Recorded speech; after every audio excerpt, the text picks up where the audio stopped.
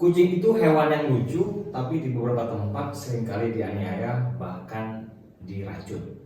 Nah, kali ini teman-teman, para pengopi serial Ngudek Kopi akan membicarakan seputar kucing bersama saya Herbianto A, pemimpin redaksi Tugu Malang, dan saya Aisyah Nawangsari Putri, jurnalis dari Tugu Malang. Oke, Aisyah, kita akan bicara soal kucing ya ini ya.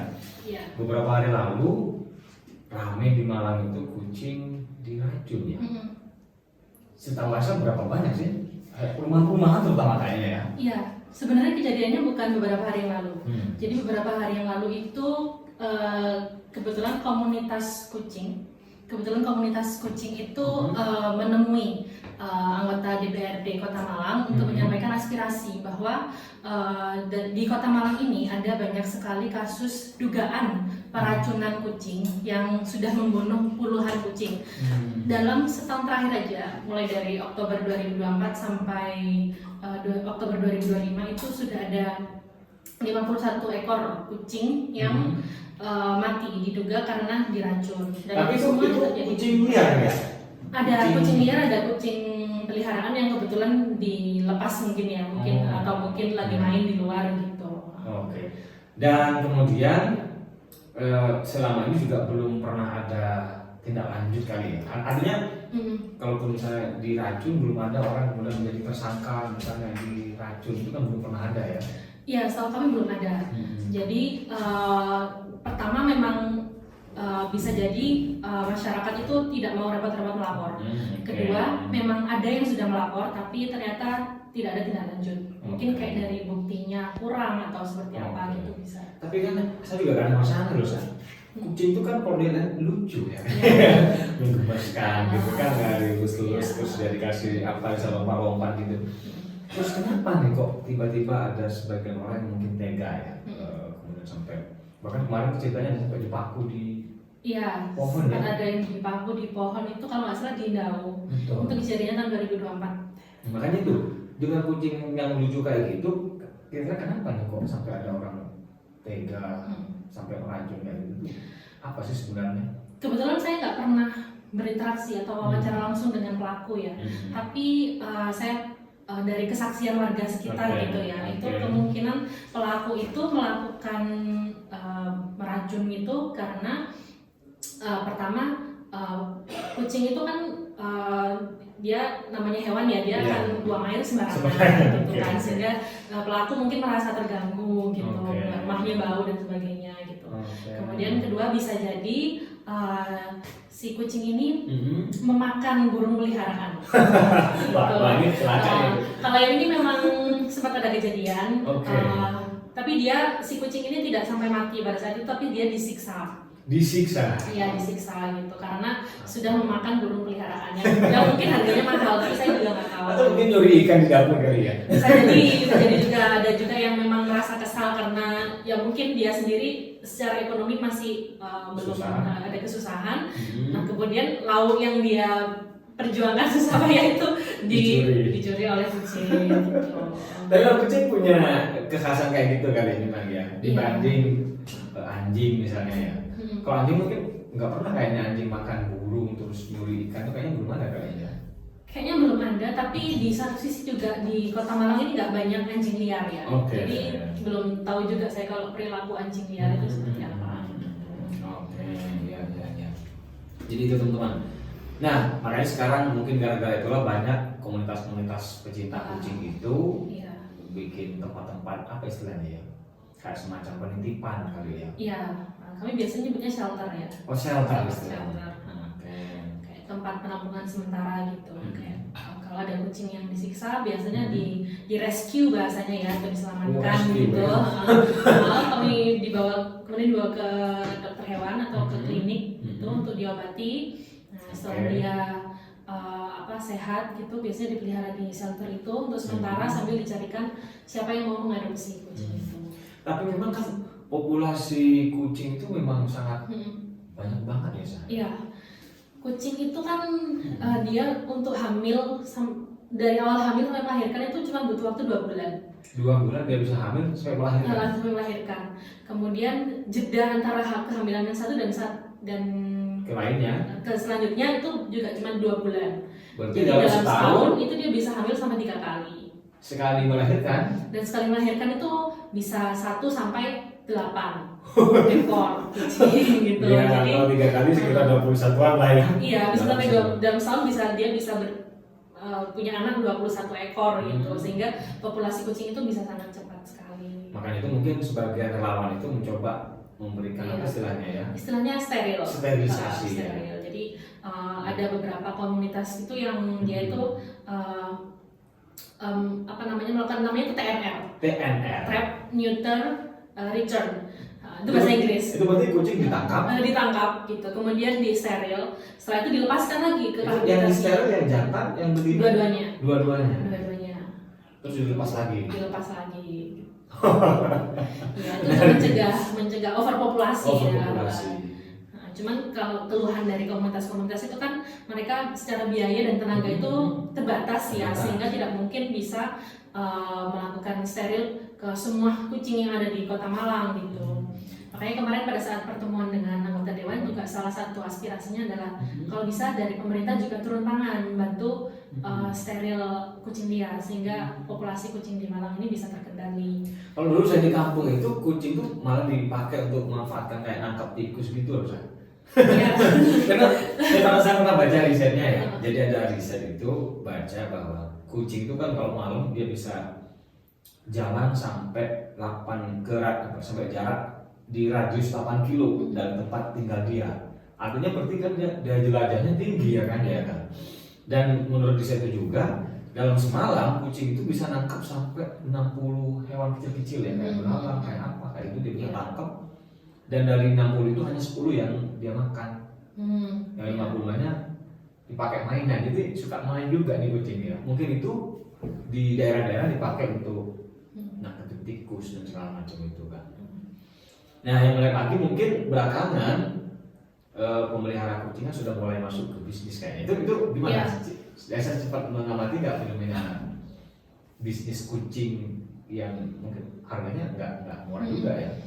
Ya, bisnis kucing itu di Malang sebenarnya banyak sih, dan itu sebenarnya legal juga asalkan sesuai aturan gitu ya. Boleh sebenarnya boleh. Cuman memang ada kalanya hal-hal yang disayangkan komunitas kucing itu ada kalanya kayak mungkin produk gagal seperti itu atau kayak hasilnya tidak sesuai dengan harapan mereka gitu. Nah itu bisa jadi dibuang begitu saja. Begitu nah, itu yang dibawa dibeli dibuang. Maksudnya dia tidak dijual, dibuang Okay. aja karena itu produk gagal gitu.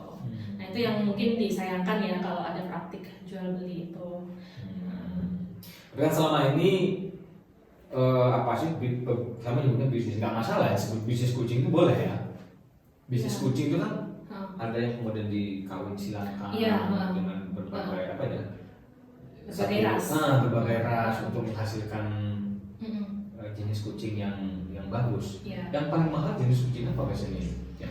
Kalau yang biasanya mahal itu ada British Shorthair, itu yang warnanya abu-abu itu mahal. Kemudian ada yang Sphinx itu yang kucing tidak ada kulitnya, tidak ada bulunya. Nggak ada bulunya, jadi kulitnya seperti kulit manusia gini. Okay, itu bisa sampai berapa harganya? Bisa puluhan sampai ratusan juta sih. Buset. Nah itu. Oke. Tapi kalau misalnya itu dikawin silakan dengan kucing lokal gitu, misalnya berarti dia nilainya akan turun. Nilainya akan turun. Iya.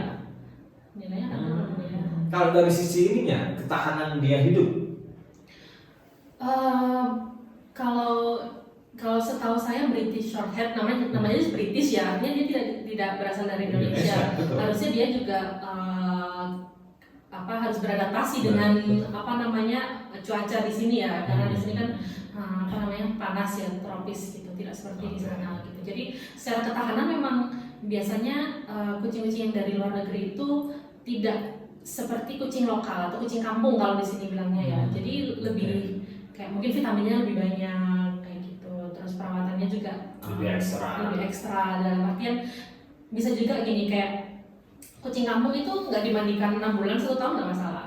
Tapi kalau kucing yang bulu panjang itu harus rajin dimandikan gitu karena banyak kotoran yang nyangkut kayak gitu.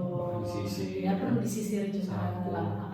Ya artinya sebenarnya apa sih kepemilikan kucing kayak gitu itu bisa jadi bisnis, bukan hanya bisnis kucingnya ya, mungkin bisnis vaksin kucing, Iya, sabun kucing, iya, ya kan? betul. Salon kucing ada juga ya? Ada salon kucing ya. Saya nggak pernah ke salon ya, kucing udah berkali-kali ke salon ya.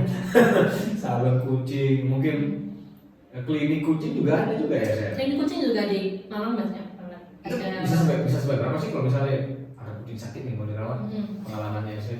Bisa sampai jutaan. Pernah apalagi kalau misalnya kasusnya kucing yang dianiaya gitu ya, yang butuh perawatan ekstra, itu bisa sampai di atas 10 juta juga. Buset. Gitu. Kalau cuma sekedar mungkin dia nggak mau makan gitu dan harus diobservasi gitu ya. Nah itu bisa mungkin 2 malam itu kalau untuk biaya rawat inapnya bisa 100.000 lah per malam. Di opnam ya? Itu di infus juga nggak sih? Iya bisa, ya di infus. Juga Ya, kalau ya? dia dehidrasi dia di infus. Nah, gitu. Terus ada biaya dokternya juga. Itu ekstra dari penanganan manusia juga ya. Iya, habisnya lumayan banyak juga kalau sakit. Oke, nah mungkin dari situlah kayaknya kucing ini hewan yang mestinya dilindungi ya kayaknya ya. Kalau secara hukum, sepengetahuan Aisyah ada nggak sih ketentuan hukumnya, misalnya orang yang menganiaya kucing, yang racunin kucing kayak gitu itu? Ya sebenarnya ada, itu pasal 302 KUHP ya. Makanya ada, kalau ada kasus penganiayaan itu beberapa orang masih mau melapor, mau dapat rela melapor gitu. Karena memang ada dasar hukumnya. Cuman permasalahannya mungkin di apa ya, di bukti seperti itu. Kemudian mungkin dari skala prioritasnya juga, mungkin dari penegak hukum merasa kita sudah kewalahan nih gitu, bisa jadi seperti itu. Tapi biasanya tetap ditampung sih. Iya. Biasanya tetap ditampung oleh Ya kan kucing nggak bisa di BAP kan ya? Iya.